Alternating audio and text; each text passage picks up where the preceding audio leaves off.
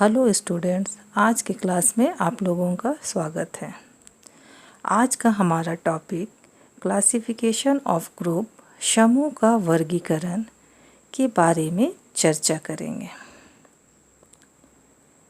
समूह के अनेक प्रकार होते हैं।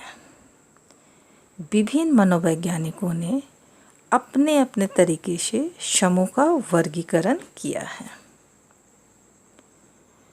कूले ने समूह को दो वर्गों में बांटा है। पहला प्राइमरी ग्रुप, प्राथमिक समूह। दूसरा सेकेंडरी ग्रुप, द्वितीयक समूह या गौण समूह। इसी तरह W.G. समनर ने भी समूह को दो वर्गों में बांटा है। पहला इन ग्रुप, स्व समूह। दूसरा आउट ग्रुप, पर समूह। इन समूह का वर्गीकृत निम्नलिखित आधारों पर किया गया है, जैसे कार्यों के आधार पर, जिसमें धार्मिक, राजनीतिक, शैक्षिक, आर्थिक समूह आदि आते हैं। उसी प्रकार स्थिरता के आधार पर अस्थायी समूह जैसे परिवार, गांव आदि आते हैं तथा अस्थायी समूह जैसे भीड़ आदि। क्षेत्र के आधार पर प्रजातीय, राष्ट्रीय, अंतर्राष्ट्रीय समूह आते हैं एवं महत्व एवं संबंधों की घनिष्ठता के आधार पर प्राथमिक समूह तथा द्वितीयक समूह आदि आते हैं। पहला प्राइमरी ग्रुप, प्राथमिक समूह।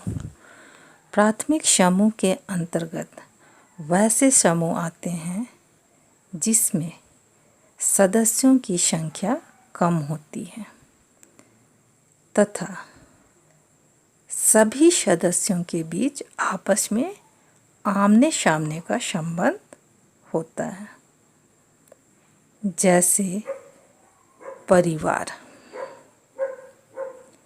इनके सदस्यों के बीच संवेगात्मक तथा भावात्मक संबंध पाए जाते हैं तथा उनके बीच हम की भावना पाई जाती है। कूले मनोवैज्ञानिक का कहना है कि प्राथमिक समूह से मेरा तात्पर्य वैसे लोगों से है जिनमें आमने सामने का घनिष्ठ संबंध एवं सहयोग होता है। वे अनेक अर्थों में प्राथमिक हैं, परंतु मुख्यतः इस अर्थ में है कि व्यक्ति के सामाजिक स्वभाव एवं आदर्श के निर्माण में मूलभूत हैं।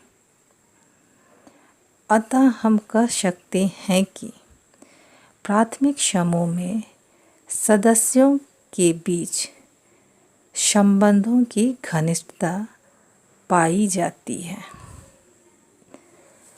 प्राथमिक समूह समय एवं मूल्य के हिसाब से प्राथमिक होते हैं। प्राथमिक समूह की निम्नलिखित विशेषताएं हैं।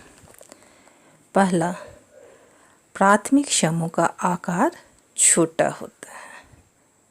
दूसरा, प्राथमिक समूह के सदस्यों के बीच आमने सामने का संबंध होता है।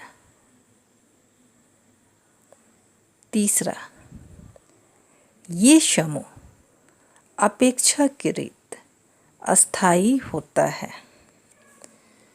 चौथा, समूह में इनके सदस्यों के बीच घनिष्ठता का संबंध पाया जाता है। यह घनिष्ठता का संबंध मानसिक तथा शारीरिक दोनों तरह के होते हैं। 5वां, इसके सदस्यों में आत्मीकरण का भाव देखा जाता है। 6, इस समूह में आपस में सदस्यों की मनोवृत्ति अनुकूल होती है।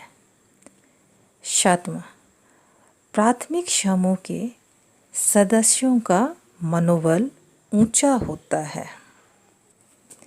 अतः कह सकते हैं कि प्राथमिक समूह में व्यक्ति के कार्य में पूर्ण इच्छा एवं शक्ति से कार्य करता है, क्योंकि इसमें उसका अपना स्वार्थ नहीं होता तथा उनमें जितना अधिक घनिष्ठ संबंध पाया जाता है उतना ही अधिक नियंत्रण भी होता है। व्यक्ति के व्यवहार को अन्य समूहों की अपेक्षा प्राथमिक समूह ही सर्वाधिक नियंत्रित करता है। दूसरा, सेकेंडरी ग्रुप द्वितीयक समूह।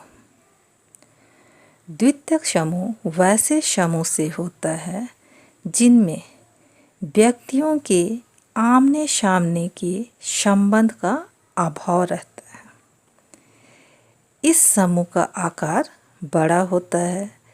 इसमें सदस्यों की संख्या बहुत अधिक होती है। इसके सदस्यों के बीच औपचारिक संबंध होता है।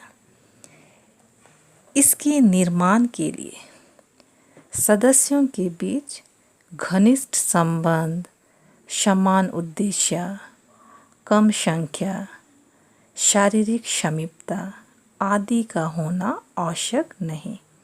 जैसे फैक्ट्री के लोग एक समूह में हैं, पर यहाँ उनका संबंध अव्यक्तिक होता है। कूले के अनुसार ये ऐसे समूह हैं जिनमें संबंधों की घनिष्ठता का पूर्णतः अभाव रहता है और इनमें साधारणतः अधिकांश दूसरे प्राथमिक एवं अर्ध प्राथमिक विशेषताओं का भी अभाव रहता है। द्वितीयक समूह की निम्नलिखित विशेषताएं हैं।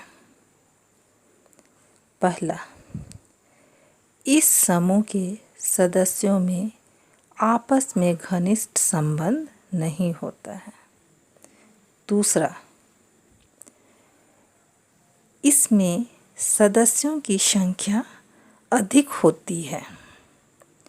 तीसरा, इसके सदस्यों के बीच सहयोग, सहानुभूति तथा भाईचारा का अभाव होता है। चौथा, इस समूह के सदस्य कभी भी आमने सामने नहीं होते हैं। पांचवा, इसमें एकता का अभाव होता है। छठवां, द्वितीयक समूह का निर्माण समझौता पर होता है और समझौता पर ही इसका अस्तित्व बना रहता है। सातवां, इस समूह के सदस्यों में आत्मनिर्भरता का भाव रहता है। अतः कह सकते हैं कि इस समूह के सदस्यों के बीच औपचारिक संबंध होते हैं। उनके व्यवहारों का नियंत्रण भी औपचारिक तरीके यानी कि कानून आदि के द्वारा ही होता है। Thank you.